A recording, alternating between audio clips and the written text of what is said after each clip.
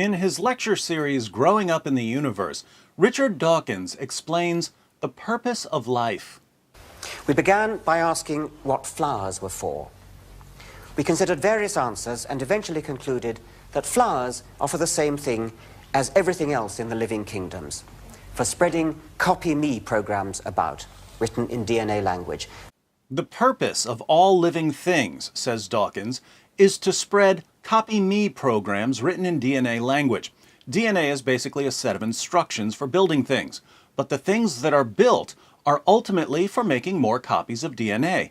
So the purpose of living things is to make copies of DNA. Flowers are for spreading around instructions for making flowers. Bees are for spreading around instructions for making bees. Elephants for spreading instructions for making elephants. And birds for making more birds. Clearly, this would include human beings. What's the purpose of you and me and Richard Dawkins? Our DNA builds its own self-copying machinery. This is what we are. We are machines built by DNA whose purpose is to make more copies of the same DNA.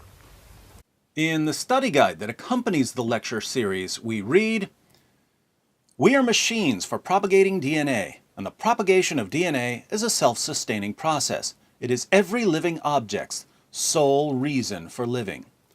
Your sole reason for living is to make copies of a molecule. You're a machine for propagating DNA. Why is this interesting? Well, the people who tell us that our purpose in life is to make copies of DNA happen to be some of the worst people in the world when it comes to making copies of DNA. They're just really, really bad at propagating DNA. In the West, many atheists are convinced that atheism is rapidly expanding. But we shouldn't confuse whining and trolling with expanding. While many people are declaring themselves to be atheists, birth rates among atheists are so low that the atheist population is actually shrinking as a percentage of the world population. A 2015 Pew Research study titled The Future of World Religions, Population Growth Projections 2010 to 2050 is subtitled Why Muslims Are Rising Fastest and the Unaffiliated Are Shrinking as a Share of the World's Population. The unaffiliated group includes atheists and agnostics. Atheists and agnostics are shrinking as a share of the world's population.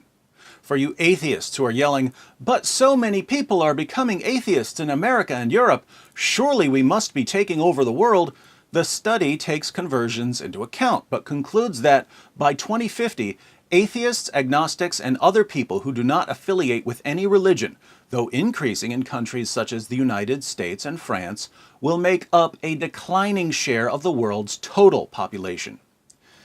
In terms of the total number of adherents, both Christianity and Islam will continue growing. But notice that the number of Muslims is growing even more rapidly. When considered as a percentage of the world's population, Christianity is expected to stay roughly the same, while Islam is expected to increase significantly. What about atheists and agnostics? Well, the number of unaffiliated will increase slightly from 1.13 billion to 1.23 billion, but that growth rate is much slower than the growth rate of several other groups. The result is that, as a percentage of the world's population, atheism and agnosticism are declining. Why are they declining? Low birth rates. The fertility rate of the unaffiliated is just 1.7, while the fertility rate among Muslims is 3.1. In Dawkinsian terms, atheists and agnostics are poor propagators of DNA. As a group, Muslims are the best propagators of DNA. If you'd like a quick comparison, Richard Dawkins, Sam Harris, Daniel Dennett, Christopher Hitchens, Neil deGrasse Tyson, Stephen Hawking, Michael Shermer, Lawrence Krauss, and Bill Nye the Science Guy combined have produced fewer children than Osama bin Laden. Now, remind me, what's the purpose of human beings, according to Richard Dawkins? This is what we are. We are machines built by DNA whose purpose is to make more copies of the same DNA. So if Islam leads to increased production of DNA, it's clear that Islam helps human beings fulfill their sole purpose in life. Atheism, by contrast, is detrimental to human purpose. Apart from contracting some sort of debilitating disease, nothing keeps human beings from fulfilling their purpose, like becoming an atheist. Not according to me, according to Richard Dawkins. This realization leads to what we'll call the Dawkins dilemma. On one horn, if our purpose is to propagate DNA, then atheism is an obstacle, an impediment, a hindrance, a stumbling block. Atheism should therefore be rejected for its harmful impact on humanity. Here atheists will cry, "But atheism is true!"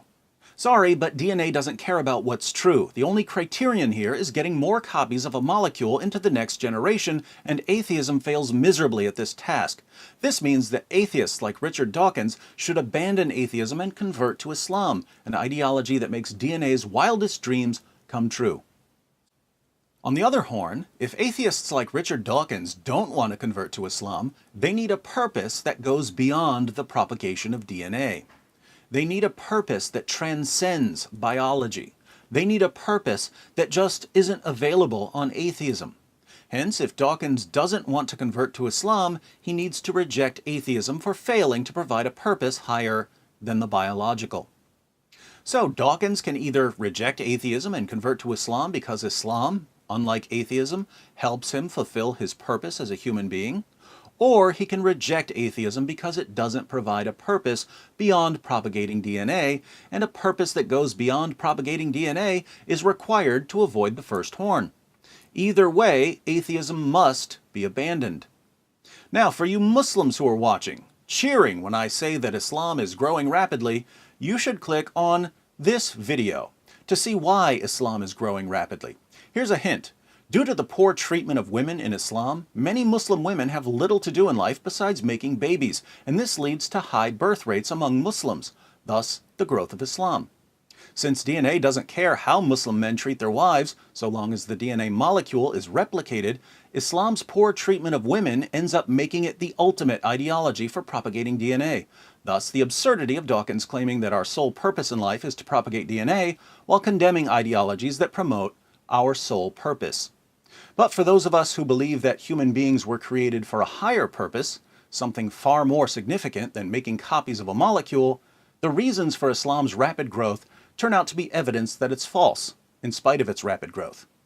So before you cheer, watch this video and try facing reality.